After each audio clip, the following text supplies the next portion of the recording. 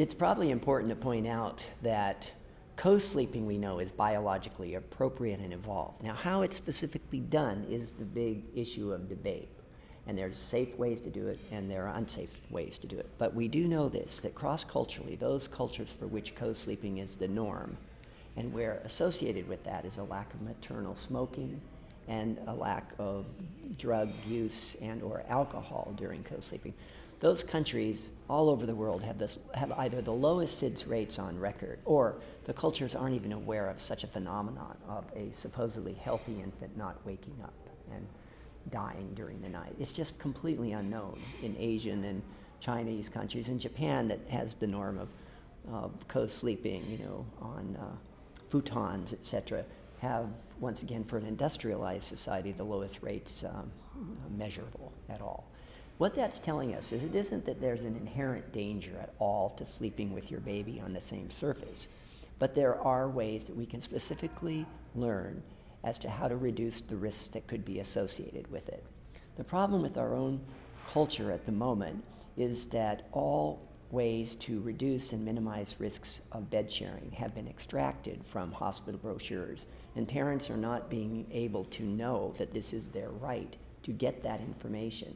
I use as an example the requirements related to asking people to participate in your research for a subject consent form. And it is by law necessary to state what the benefits and the risks are of that participation. So all the information has to be disclosed. But medical authorities in our own country, including levels of government organization, county agencies, have decided that parents don't need to know what in fact can reduce risks of bed sharing. They simply should not do it. And I feel that's both unethical and that taxpayer money deserves to be put in and used to support what parents need and want.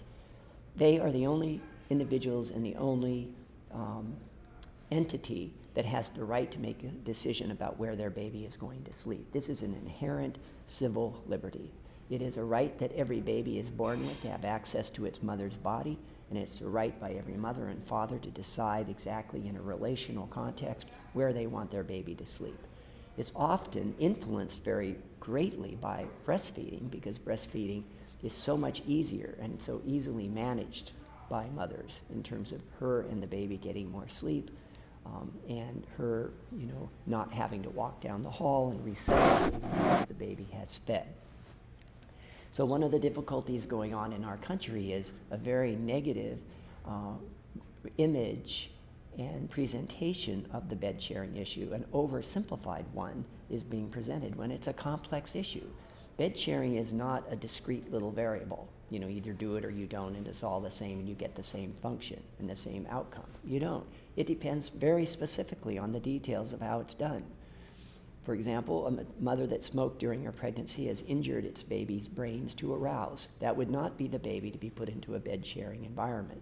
We already know that other children in bed is a danger to babies. We know, for example, that putting a baby prone in any sleep environment is dangerous and puts the baby at risk for SIDS. We know that heavy duvets is dangerous. We know that gaps between the headboard and the mattress, or having a light table too close and creating gaps into which babies can fall, is dangerous and should be removed. We know this. These are adverse factors. These are factors that enormously increase the threats of a baby dying or something deleterious happening to them during the bed sharing. These aren't imaginations. These are practical, simple to understand issues that American parents are not being told because someone is making the decision for them that they simply do not need to know. And that is both unethical and inappropriate, and we need to be taking our attention or giving our attention to these issues and demanding from our county agencies that this information be revealed and be promoted, because it's going to save lives.